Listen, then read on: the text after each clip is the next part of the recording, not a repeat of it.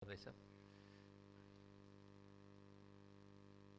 आज का मैं सबसे पहले श्रीमान दीनदयाल जी का आभार प्रकट करूंगा कि उन्होंने बुलाया और आप सबको देखने का, आप सब लोगों के साथ आज बात करने का मौका मिला। जो importance and role of CSR in pandemic era. CSR कोई नया शब्द नहीं है, क्योंकि जितने भी जो व्यापार करते हैं, बिजनेस करते हैं, वो हजारों साल से वो अपनी जिम्मेवारी समझकर करते आए हैं। आपने कभी सुना होगा कि तालाब, बावड़ी, कुएं, धर्मशालाएं, वो अपने कमाई का एक हिस्सा वहाँ खर्च करते आए हुए हैं। तो कोई नई चीज़ नहीं, मगर अब जैसे CSR एक जिम्मेवारी बन गई, क्योंकि सरकार ने एक एक्ट बना दिया, तो उसका अब एक अलग मायने रहेगा कि CSR में अपने को खर्चा करना है। तो यहाँ पर मैं मेरा कुछ एक दो अनुभव आपसे शेयर करूँगा, साझा करूँगा। मैं बात कर रहा हूँ कोई 95-96 की। मैं गांव से बिलोंग करता हूँ, तो मेरे गांव में अक्सर मैं जाता रहता हूँ साल में 3 या 4 बार। हरियाणा में हिसार जिला है, उसके पास एक गांव है नलवा, मैं वहाँ का रहने वाला हूँ। जब मैं गांव में गया तो अक्सर गांव के लोग इकट्ठे हो जाते हैं, पंचायत जैसे जिसको कहते हैं। तो 15-20 व्यक्ति इकट्ठे हुए और कहा कि जी कुछ लड़के हमारे बड़े प्रतिभाशाली है, मगर घर में उनकी कमज़ोर स्थिति है, वो पढ़ नहीं पाते, और उनके पास धन नहीं है, हम पढ़ना चाहते हैं, क्या मदद करोगे? मैं बोला बताओ क्या करना है। मैं जी उनकी कुछ स्कॉलरशिप बन जाएगी ना, तो वो पढ़ लेंगे। तो 6 या 7 बच्चों का उन्होंने नाम दिया, और मैंने कहा ठीक है, कितना रुपए चाहिए? बोला जी 400 या 500 रुपये।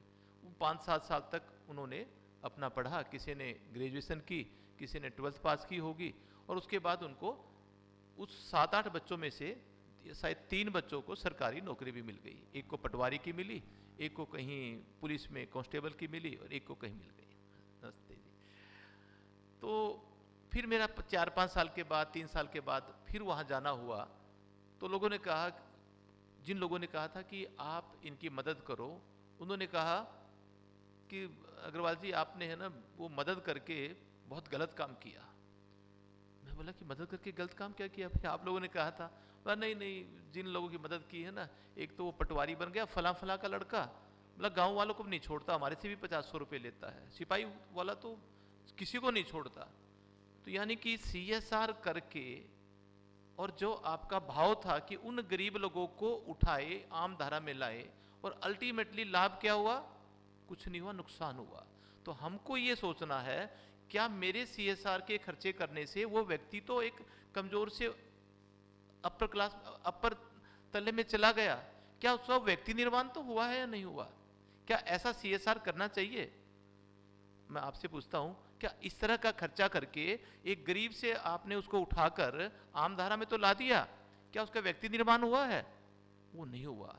तो हमारी CSR में अपने को ये विशेष ध्यान देने वाली बात है, क्या व्यक्ति निर्माण हो रहा है, नहीं हो रहा। ये मेरा अपना एक अनुभव मैं आपसे साझा किया हूं, क्योंकि CSR कभी कभी कितने लोग आते हैं कि जी फला को एक एजुकेशन के लिए पढ़ाई दे दो, अरे वो IAS बन जाएगा, क्या वो समाज का भला करेगा या अपना फार्म हाउस बनाएगा? तो व्यक्ति निर्माण साथ के साथ हो, ऐसी एक अपने भाव के साथ में अपने को CSR पे ऐसा खर्चा करना चाहिए। ये मेरा एक अनुभव मैंने आपसे साझा किया है। अब कोविड की जो बात हो रही थी, कोविड के अंदर मेरे पास एक थोड़ा सा एक और दायित्व है। सेवा भारती जो RSS का एक वर्टिकल है, प्रांत के अध्यक्ष के नाते से, तो जब अप्रैल के अंदर 22-23 अप्रैल के अंदर जब एकदम महामारी फैल गई, और ये हो गया कि भाई ऑक्सीजन चाहिए, बेड नहीं है, कुछ भी नहीं है, तो मैं जब प्रांत कार्यालय में बैठा हुआ था, तो वहाँ से हमारे जो मेरे से जो सीनियर है, उनका आदेश मिला कि आप एक बारी अस्पताल का दौरा कर कर आओ, कि सुना है कि हॉस्पिटल के अंदर इतनी भीड़ लगी है कि एडमिशन नहीं मिल रहा। कुछ लोग तो 10 में से 3 को 2 को एडमिशन मिल जाता है, 3-4 वहीं 2-2.5 घंटे उस क्यू में रहकर इंतजार करते हुए बिना ऑक्सीजन ऊपर चले जाते हैं, 1-2 को शायद और कहीं जाना पड़ता है। तो रियल के अंदर मैं राम मनोहर लोहिया हॉस्पिटल में गया, और जाने के बाद मैंने ये देखा कि लोग तड़प रहे हैं ऑक्सीजन के लिए, और एडमिशन उनको पता है कि मिलना ही नहीं, और किसी तरह अस्पताल भी उसकी मदद नहीं कर पा रहा था क्योंकि उनके पास साधन ही नहीं थे। तो वहाँ से एक ख्याल आया कि क्या किया जाए। चर्चा की हमारे टोली के अंदर, सेवा भारती के जो हमारे महामंत्री थे, श्रीमान हमारे जो पालक थे, तो चर्चा करने के बाद ये निकला कि क्यों ऐसा किया जाए कि हॉस्पिटल के सामने ही कोई ऐसा ऑक्सीजन का एक साधन करें और उसमें वो ऑक्सीजन भी लेते रहें जब तक उनको एडमिशन ना मिले। अब क्या किया जाए, हॉस्पिटल के बाहर इतनी गर्मी थी अप्रैल के अंदर, मान लो ट्रक के अंदर भी रखे, तो अल्टीमेटली एक जन्म हुआ प्राण वायु वाहन का, यानी कि एक कंटेनर को काट दिया गया, उसमें सिलेंडर, कंसंट्रेटर और 8 बेड लगा दिए गए, और कुछ स्वयंसेवक जो उनको छोटी मोटी primary assistant to nurse, you can not say nursing, but एक नर्स की इसको मास्क लगाना आ गया, जिनको कुछ छोटा मोटा व्यवस्था करनी आ रही थी, उनको वहाँ से बुलाया गया। और ऐसे अप्रोक्सीमेटली 38 घंटे के अंदर एक ट्रक में 8 बेड वाला, यानी कि एक hospital at your door, hospital on wheels, ऐसा एक जन्म हुआ। और इस तरह से जितने भी हॉस्पिटल थे उन सब के सामने खड़े किए गए। और मैं जब वहाँ पर ताजुब था कि ऐसे भीड़ लग गई कि वो 8 बेड और लोग दुनिया भर के, तो ऐसी एक सोच बनी। यानी कि कहने का मतलब ये है कि मौके के ऊपर जिस तरह आप सोचते हो कि इसका क्या होना चाहिए, आपको विचार अपने आप आ जाता है। इस तरह का एक जन्म हुआ था, ये सेवा भारती के माध्यम से और एपीएमएल फाउंडेशन के माध्यम से।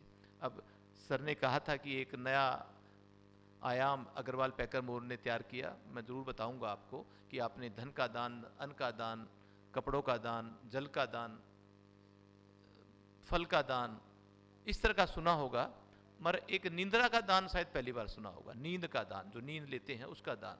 तो हमने एक नया प्रयोग किया। हमारे एक प्रयोग में क्या रहता है कि कुछ खर्चा करते हैं तो उसका लाभ होना चाहिए, दिखना चाहिए, मेजरेबल होना चाहिए। हमने क्या खर्चा किया, जैसे आपने बताया कि 1,38,000 लोग हर साल रोड एक्सीडेंट से मर जाते हैं, तो हमने भी एनालाइज किया और एक उन का कारण देखा कि ये मरते क्यों हैं। 1,38,000 में से 26,441 आदमी इसलिए मरते हैं कि जो रोड के ऊपर चलाने वाले चालक, चाहे ट्रक का हो चाहे कार का हो, वो अपनी नींद पूरी नहीं करते। दूसरे दुनिया भर के कारण थे कि कोई ओवर डायमेंशन की गाड़ी चलती होगी, कोई शराब पी के चलाता होगा, कोई तेज चलाता होगा, बट एक सबसे मुख्य कारण था कि नींद के कारण उनसे एक्सीडेंट हो जाते हैं, इवन उनको चलाना भी आता है। अब वो नींद क्यों, क्या नींद क्यों नहीं ले पाते? तो हमने फिर सर्वे के लिए कहा कि नींद क्यों नहीं लेते, और ड्राइवरों को कहना शुरू किया कि ड्राइवर भाई आप नींद लिया करो, नहीं तो आपसे एक्सीडेंट हो जाते हैं और ये 26,441 लोग मर जाते हैं। आप किसी भिखारी को कहोगे कि भिखारी भाई अच्छा खाना खाया करो नहीं तो सेहत खराब हो जाएगी, तो भिखारी भाई हंस के बोलता है कि अच्छा मजाक कर रहे हो, खाना ही कहाँ है। तो सेम वे ड्राइवरों ने कहा सब नींद कहाँ पर है? बोला जी ड्राइवरों की गाड़ियों में अच्छे बर्थ लगे हुए हैं, सोया करो। बोला जी सो तो जाएं, और हाईवे के ऊपर यदि हम सोते हैं किसी भी ऐसी जगह पर रोड के ऊपर खड़ा करके, तो डीजल की चोरी, बैटरी की चोरी, स्टेपनी की चोरी, माल की चोरी, रस्से की चोरी, तिरपाल की चोरी, पैसे की चोरी, और खामखा में कई बार तो खड़े हुए पुलिस के डंडे, हम कहाँ सो पाएंगे? और कितने बड़े बड़े मच्छर। हम सोते नहीं, आराम जरूर करते हैं, but we can not sleep. तो इसलिए एक ड्राइवर 24 घंटे में हार्डली 2 घंटे 50 मिनट सोता है, जिसको 6 घंटे सोना चाहिए। तो आप सोच सकते हो कि वो हर बार 3 घंटे सोएगा, तो अल्टीमेटली नींद तो ऐसी है वो तो आएगी, और जिनके कारण एक्सीडेंट हो जाते हैं। फिर मैंने पूछा कि क्या नींद फिर आप करते क्या है, ये तो नींद तो आएगी आपको? बोला साहब हमने इंतजाम कर रखा है। तो उसने काली गोली निकाल कर दिखाई, साहब ये खा लेते हैं और इसमें हमें नींद नहीं आती।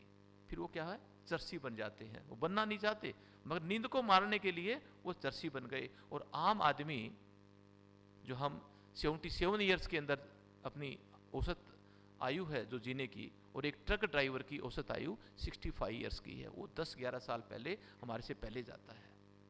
तो हमने सोचा कि ऐसा कुछ काम करे, ये नींद भी ले, और नींद लेंगे तो इनके कारण जो एक्सीडेंट है 26,441 ये भी खत्म हो। तो एक जगह ढूंढी जयपुर अजमेर के बीच में, मिडवे NH 8 के ऊपर, जिसका नाम है दुद्धू।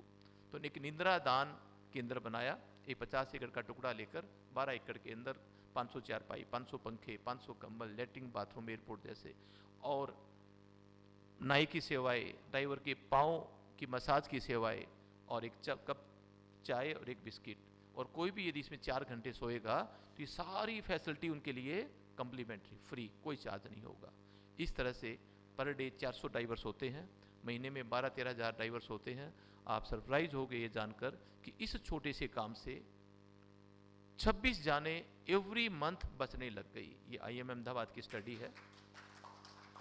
आपने शायद एक एपिसोड देखा होगा आमिर खान का, सत्यमेव जयते, उसमें एक दिन की शूटिंग जो थी उसके अंदर की हुई थी, उसकी उन्होंने दिखलाया था कि किस तरह से एक सोच छोटी सी और एक किसी की जाने बचने लग गई।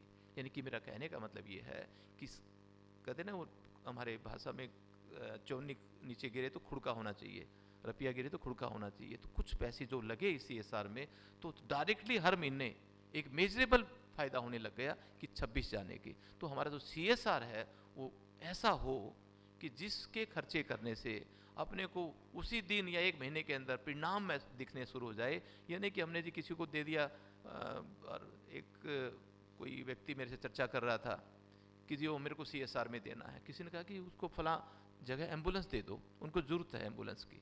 उसने बेचारे ने 7,80,000 रुपये की एम्बुलेंस दे दी। 12 महीने के बाद पूछता है, भाई साहब वो एम्बुलेंस का क्या है? भाई साहब 10-12 दिन तो चली थी, उसके बाद है ना ड्राइवर ही नहीं मिला, 1 साल से खड़ी है। वाह भाई वाह। उसने अपने किताब में एम्बुलेंस का खर्चा डालकर CSR बुक कर दी, और वो 12 महीने से क्या दिया, और टायर भी घिस गए उसके। तो अपने को CSR ऐसी हो जो मेजरेबल हो, जो हमारा मेजरमेंट कर सके, जिसका रिजल्ट मिले, समाज को इम्पैक्ट हो और अपने को भी तसल्ली हो कि हमने जो खर्चा किया है उसका लाभ हो रहा है। मैं इतना ही कहकर आपका आभार प्रकट करूंगा, और आप लोगों ने समय दिया, मेरी बात सुनी, बहुत बहुत आप लोगों का धन्यवाद। जय हिंद।